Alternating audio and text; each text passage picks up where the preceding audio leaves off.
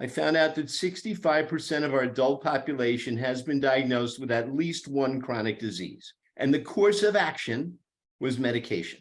And the fact is, there's not a single medication that cures a chronic disease. Mm-hmm. So it started me on this journey, and I started exploring, can we get people well through fitness? And here I am years later, and the answer is absolutely yes. Welcome to the Beauty Talk podcast, where we feature how the best medical practitioners help their patients to look better, younger, and healthier. Now, enjoy the show, and here's your host. Daniel Gao here. I'm the host of Beauty Talk, where we feature the top medical practitioners in health and beauty, both inside and out. This episode is brought to you by Edna Digital Marketing. Now, I have Phil Kaplan here of Infinite Impact. Phil has been a leader in the health and fitness field for over 30 years, with a Lifetime Achievement Award, over 500,000 customers and clients, and over 1,000 TV and radio appearances under his belt. In 2005, he pioneered the field of medical fitness, isolating the space between fitness and medicine, a space where unified healers can establish reliable protocols for reversing chronic disease and reversing weight loss resistance. With his business partner, Dr. Kristen Camella, Phil opened a groundbreaking Center for Human Betterment in Boca Raton, a first-of-its-kind facility, which is Infinite Impact. Phil, great to have you here with us today. It's great to be here with you. Yeah, so let's dive right into it. Tell me, how did you end up getting into the medical fitness field? Oh, I had been, for years, they called me a fitness guru. I never got comfortable with the term, but I had books and programs, and I would travel the world. Literally, I would go to Trinidad, Moscow, Brazil, speaking about fitness, and of course, in the United States as well, and helping people understand what I call the fitness truth. Because at that time, I was called a consumer advocate. So people would call in and go, does this work? Does that work? And I would tell them the truth about all of that. So 2005, Hurricane Wilma hit South Florida. I live in South Florida, and literally took the roof off of my office.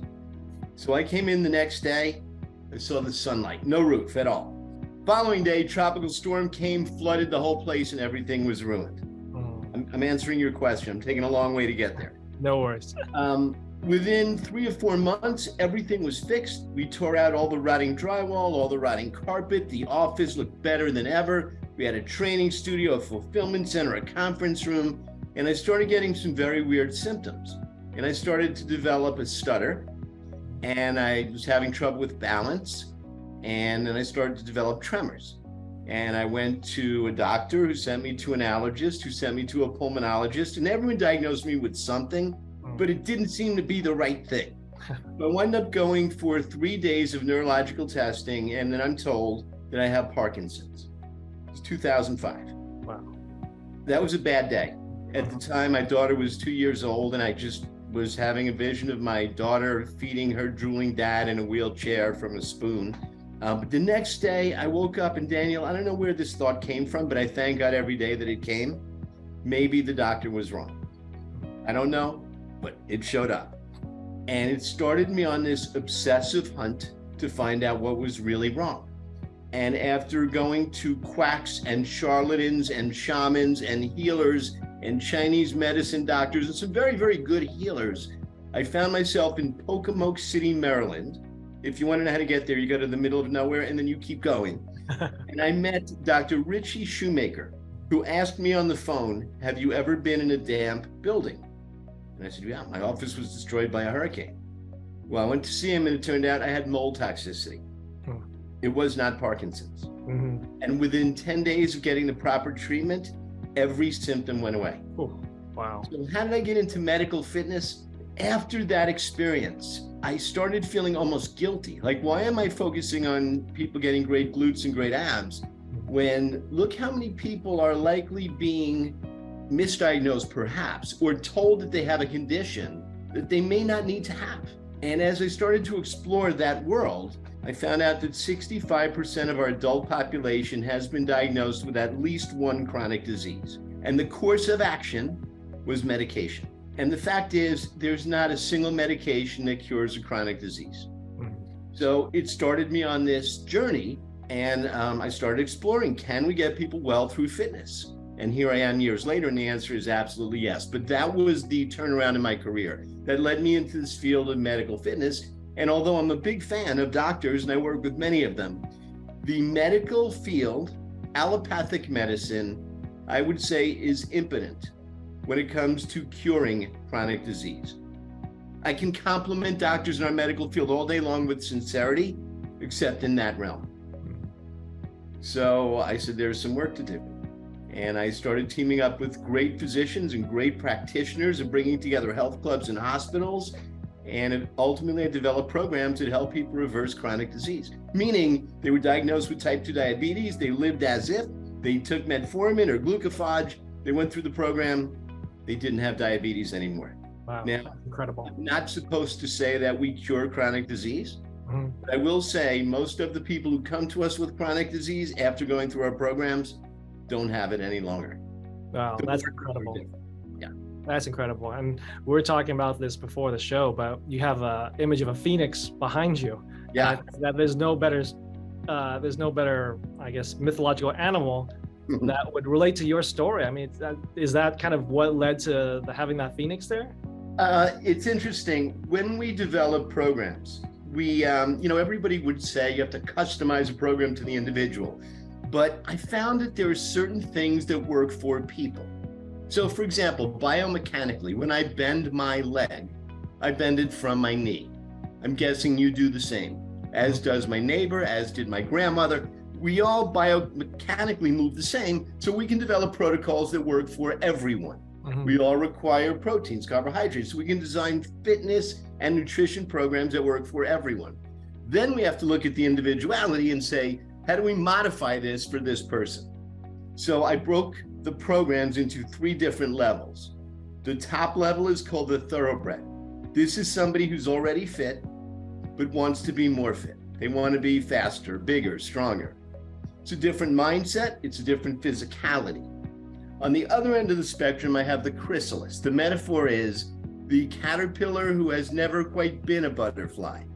And it's the individual who's tried to lose weight and tried programs and tried diets, in some cases tried extreme procedures, and they never became that butterfly. Same things work, but it's a different degree, a different level. The phoenix is the third category, and this is the individual who was once fit and has the memory. So the metaphor is the Greek mythological bird that goes back into the nest and is reborn, this beautiful bird. So yeah, it speaks to that. People, I want to be in the shape that I was in, and they'll say in college or before I got married or before my job got stressful. So we're bringing them forward to their past. Does that make sense? It does. I like that. I like those names. It's great names. Now, I do want to ask, when it comes to because you came up with these very creative names and you have these programs that fit more to the individual, but what would you say, to what degree does creativity play a role in your approach on how you're giving this care to your clients and your patients? Creativity on my end, very little. Now, if you ask me in terms of developing the program, yes, extreme creativity, but then a lot of trial and a lot of error and a lot of exploration and a lot of science. So many of the things that the programs bring forward now are based on 42 principles that I pulled together that are absolutes. But some of the individual elements of the program are a bit counterintuitive. For example, no matter how fit you are, if you go through the metabolic reboot program, an 8-week program, for the first 3 days, your entire workout is 9 minutes. Now, somebody who doesn't exercise at all, they go, I hate exercise, they like that. Yeah. But for the person who goes, no matter what I do, I can't lose weight, I'm working out an hour and a half a day, I'm doing spinning, nothing's working. And I go, you're gonna do 9 minutes. They flip out, they can't understand it. But it's science-based, there's a reason. And the reason is we want to restore the balance between sympathetic stimulation and parasympathetic recovery. And so many people are living their lives in adrenal stress that their exercise simply adds to the stress load. The idea is let's stimulate change and teach them to recover. So creativity went into creating the program. But right now, in order for it to exist and be accepted by medicine, it's a protocol. It's very specific. It's inflexible. Now, we'll make modifications. If somebody has a challenge bending their knee, we'll substitute some movements. But there's a structure to the program that is the foundation of what makes it work. It's a winning formula. So why change it if it's a winning formula, right? Correct. And then after the 8 weeks, I've got a great staff of, we call them health optimization and performance coaches.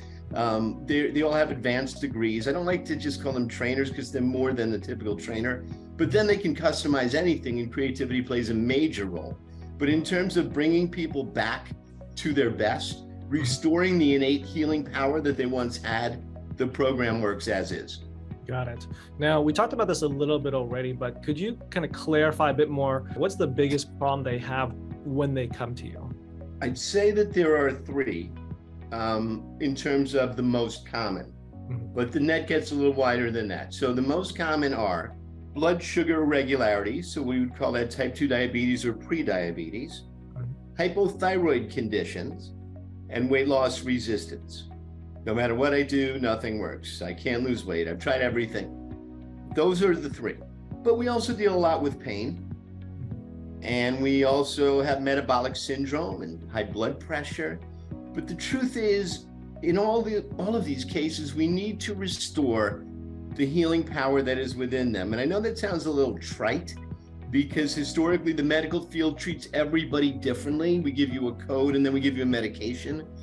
But I've learned at the root of much of this is a hormonal imbalance. I've named it REMAS, Restrictive Endocrine Maladaptive Adrenal Stress Syndrome. At the root of all of it is they're living their lives in stress, and their parasympathetic system kind of goes to sleep, and they're not recovering. They're not entering homeostasis. It creates a lot of what I call maladaptation, where systems of the body become corrupted in trying to literally keep you alive. And because people don't understand that, they'll continue to slow metabolism or continue to morph their insulin receptors. We intervene and say, let's bring you back to normal. Was that confusing? No, I got it. So I want to talk a little bit more about how your practice is different from a lot of other ones out there. And I think big part is because you're combining the medical approach to the fitness part of it, which is what you talked about. But you think that that's really the missing piece, is bringing that medical approach to fitness, or not just doing one or the other. It's not spending 5 hours in the gym, and it's not doing like a liposuction. You're mixing that together to something that's a little bit more holistic. Can you speak a little bit more to how you do that and what makes your practice different in that way? I think the common thought process that really plagues most people is they're looking for the thing, the one thing. Will this work? Will that work? Is it a medication? Is it a diet? And I love this term, integrative medicine. I love that term, but I haven't really seen it, at least as I envisioned it as an ideal. So I've seen integrative medical centers where there are different practitioners in related fields, but I've never really seen it all brought together where we're incorporating fitness, lab testing, supplementation, nutrition, recovery, and the latest technologies such as the biohacking. And for me, that's the integration. So there's no one thing that works. Does a diet work in and of itself? No. Will the supplement burn fat in and of itself? No. But it truly is the integration of all of these elements of human health and healing that allow people to regain their own innate power. So while a lot of people claim to be integrative, I really haven't seen it much, Daniel, and this is what we try to do. So when somebody comes in, when they sign up for a program, the first thing that we do is a blood draw. We get the labs back in 24 hours, and then they meet with our functional medicine doctor, Dr. David Bleiweiss, who I think, for my money, is the best functional medicine doctor I've ever known or seen. Then they do a 90-minute intake with one of our health optimization and performance coaches. So there's a lot of documenting the baseline. Then they begin the program, and along with the program, not only is there exercise and, of course, a nutrition plan, but they do red light therapy and they do PEMF therapy, and everything fits like a puzzle piece. So at the end of 8 weeks, their body has changed, not because of one thing, because of the integrative component. And I said earlier, sometimes people will come because of pain. So they go, I have knee pain. The doctor said, I need surgery. I don't want surgery. But that individual might also be 50 pounds overweight. So we'll take it in steps. We'll go, let's not go right to the knee. Let's see what happens if you're carrying 50 pounds less. And when they get to that point, maybe we can do some PRP, or maybe we can do some stem cell therapy. So it's helping people get better and better and better. And it is that integrative network of professionals that understand that we can always bring people another step forward. Got it. Now, when it comes to weight loss, there's so many misconceptions out there of how do you lose weight, or what should you do, what you eat this, not eat this, exercise this. There must be tons and tons of misconceptions out there. What are some of the most common misconceptions you see, especially people that come to you? It's like, oh, I think this about weight loss. Can you help me do this thing in my mind? Well, the age-old mistake is cut calories. And when I say age old, I mean this has been going on for a very long time. So as our population gets bigger and fatter, more and more diet centers come out. And while they'll all put their own spin on it, they go, it's not calorie deprivation. We're looking at calorie density and cutting calories. So ultimately it comes down to cutting calories. Mm-hmm. And that's a flawed approach and has been for years, mainly because they're slowing metabolism in the process of starving themselves. And that's an oversimplification. But one of the important factors that play into helping people reboot their metabolism is learning to fuel the machine, learning to put body material and fuel through that processing. So metabolism very simply is the speed with which your body burns through food. We have to retrain people to see food as valuable in speeding metabolism. The nutrition plan I've developed is called circadian nutrition. 3 phases, kind of like 3 seasons. Phase 1, you're eating to speed metabolism. Mm-hmm. Now with a better metabolism, we modify things a little bit and we go into what's called glycogen depletion, which is where you mobilize and burn fat. Mm-hmm. And the 3rd phase, I call it intermittent eating. I don't like to call it fasting because it's not a pure fast and people are afraid of that word. But that phase is aimed at detoxifying the gut and cell. So we speed metabolism, mobilize and burn fat, detoxify. And then you're right back to speeding metabolism because you're in a different body. So it really is a lifetime approach. It's not a diet. It's not a cutting of anything. It's just understanding what foods to put into the food burning machine. I also, unfortunately, see too many people turning to drugs. And, this is familiar to me. This is deja vu. Years ago, I'm guessing it was 1995, I was doing a lot of media appearances and the fen-phen drugs came out and people were just scrambling to get their prescriptions for fen-phen, and clinics opened and everybody was selling fen-phen prescriptions and people were losing weight. And I started to look at the science, and these are 2 drugs, phentermine and fenfluramine, that together can have some real negative effects. One of them being PPH, primary pulmonary hypertension.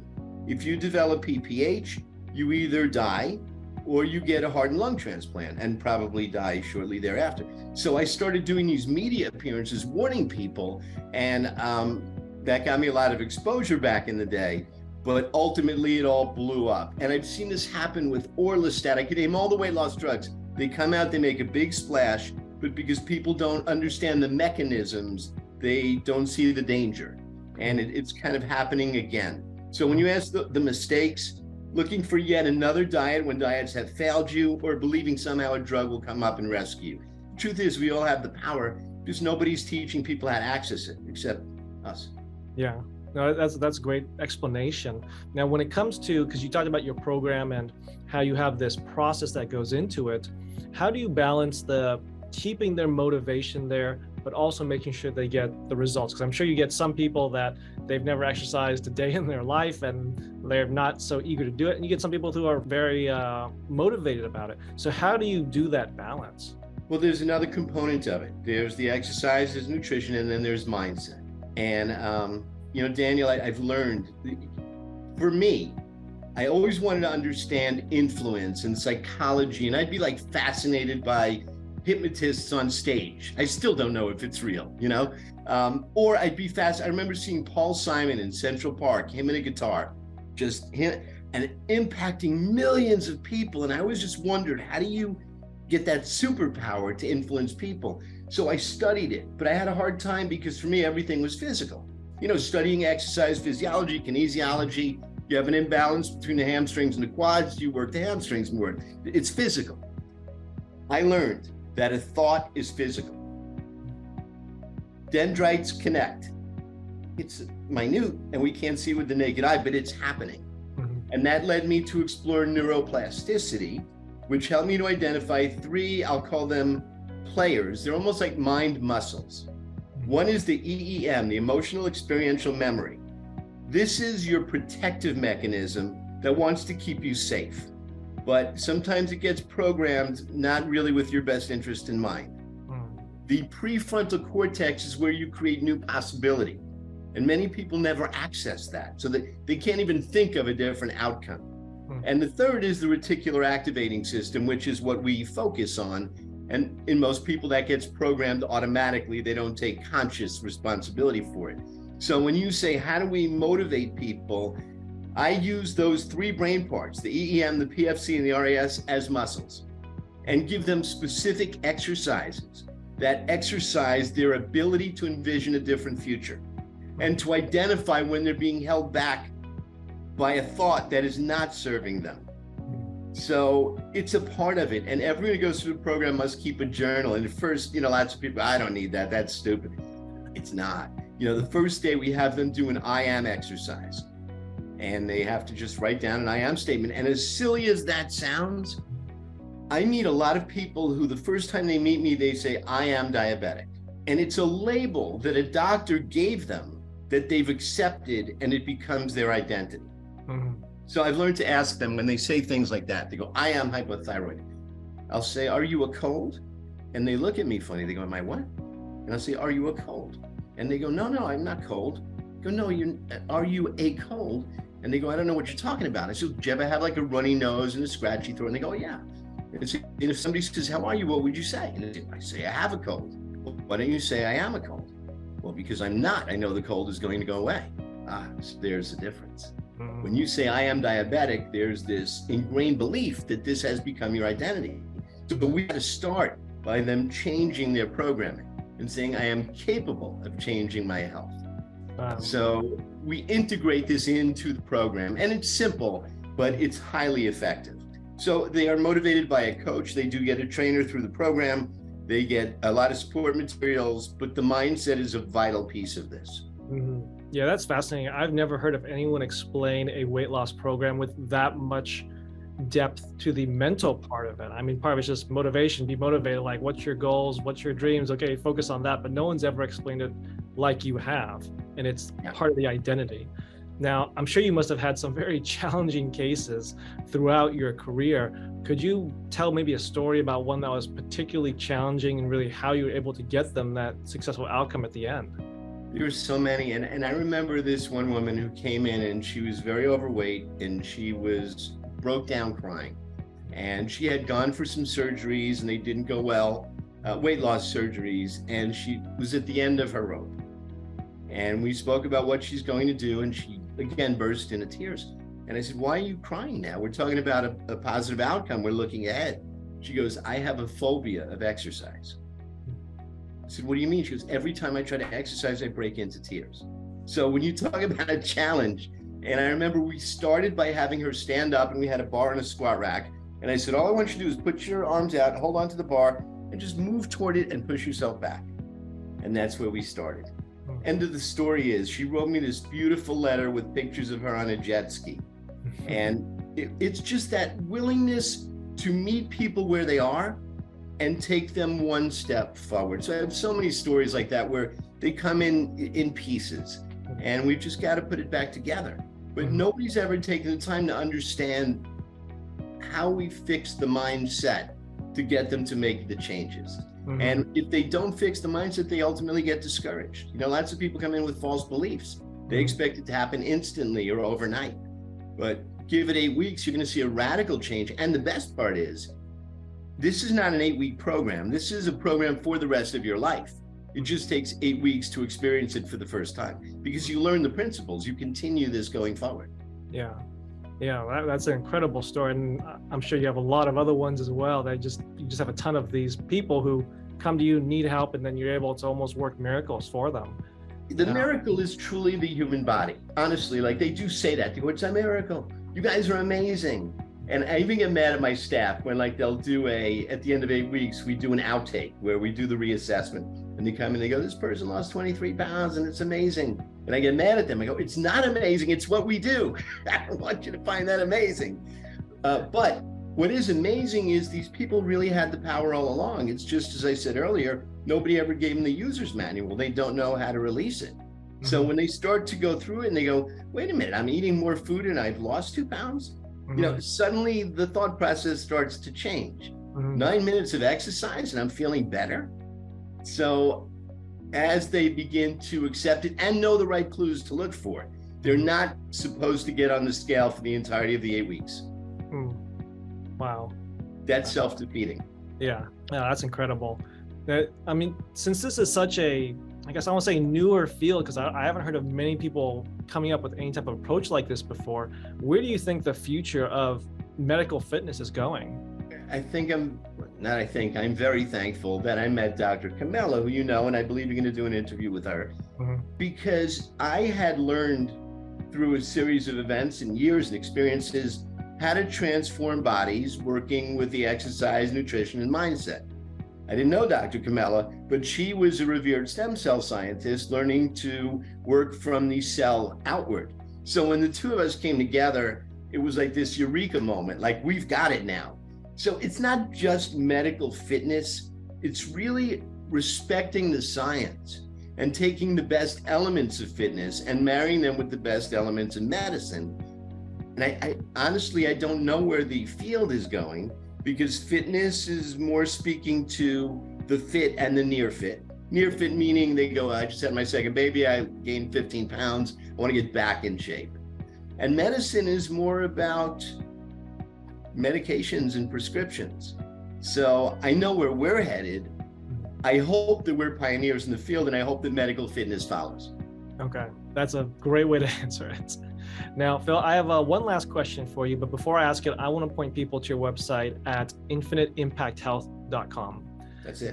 The last question is, what would you say is your most important piece of advice you can give to someone who's struggled with weight loss for a long time, maybe even their whole lives, and they've tried everything to no success, but they're still holding out hope that there is some solution out there? What would be the best piece of advice you can give to someone like that? I mean, the simplistic answer is you can. And I don't say that lightly because, I do this whole talk and I put up a slide if I'm doing a presentation and I show a bacteria.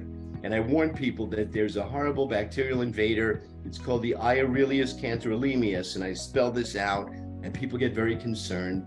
And then for short, it's the I can't. So I'm sort of being facetious, but I talk about how this is a plague that is spread by the people who love you. They go, you can't eat that much and lose weight. You can't do a 9-minute routine. You can't. And they've got to literally put their hands over their ears, because when they say nothing works, really what they mean is, I haven't found it yet.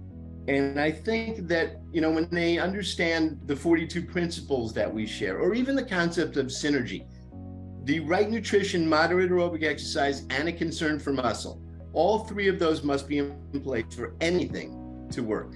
I'll add this. We take a 6-pronged approach to reversing chronic disease. We target it from the brain, immune system, gut, mind, spirit, and cell.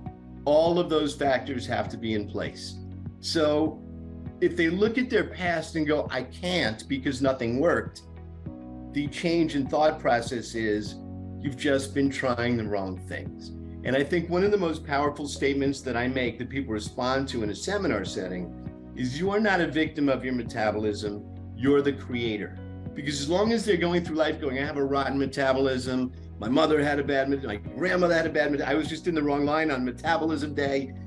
When they realize that they are literally in control of it, now they're open to understanding the how, rather than just expecting somebody to give them a pill or a diet.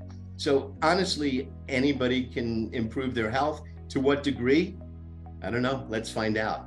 But we're bringing about miracles, not because of us, because of the design of the human machine. And we're just removing the interference and giving people a strategy.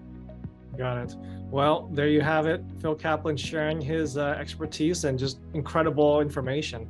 So Phil, where can people contact you in your practice? We are just opening brand new in Boca Raton. So Dr. Camilla and I have operated some facilities together, but this is the culmination. We're located in West Boca Raton, and infiniteimpacthealth.com is the best place to look us up. Or our phone number is 844-IMPACT-9, 844-IMPACT-9. If somebody lives in South Florida, come pay us a visit. If you're visiting South Florida, let us know you're coming, because it's an experience like nothing you've ever seen. Great. Well, thanks for being on the show and sharing your message with the world. Thank you, Daniel. It's fun. Thanks for listening to the Beauty Talk podcast. Any questions, please contact the practice directly with the contact information provided during the show. We'll see you again next time. Bye for now.